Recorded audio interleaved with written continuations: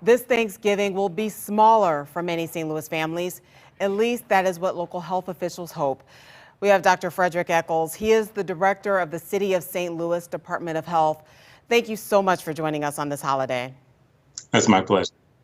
Well, the department is trying to stop COVID-19 spread and keep people out of crowded hospitals. Can you reiterate the city's order to limit gatherings in homes and apartments? Absolutely. So Executive Order number 15, which went into effect on November 14th at 12 a.m., prohibits all private gatherings of 10 or more. This executive order went into effect because as we had investigated cases of individuals who were testing positive and their close contacts, the common theme was that individuals were attending these small private gatherings of 10 or more and not adhering to the facial covering and social distancing mandates, which led to increased transmission, increased exposure of COVID-19 in our community. So that's what you are hoping will happen inside these private residences, that people will go ahead and keep their gatherings small. But some people traveling from out of town, they may have taken a rapid test. If they test negative, are they in the clear to go to a Thanksgiving dinner? Unfortunately, they're not in the clear.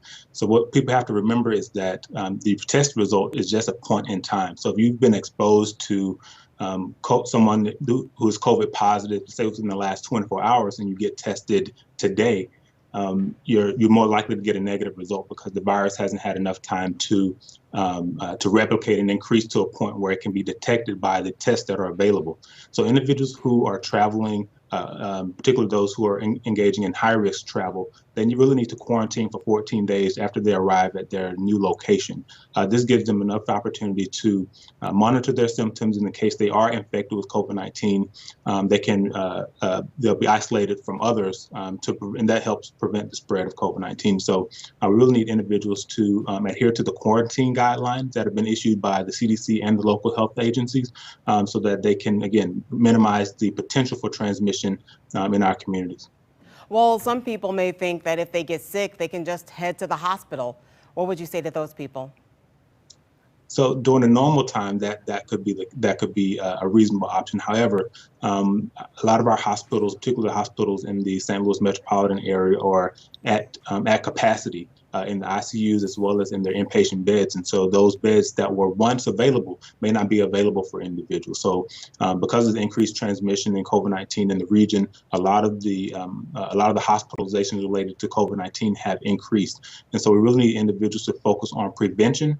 Preventing getting exposure, having exposure to COVID-19 versus just engaging in risky behavior and then seeking treatment afterwards. Prevention is really key to not only protect the health of individuals and their families, but also is critical to protect our hospital and public health systems.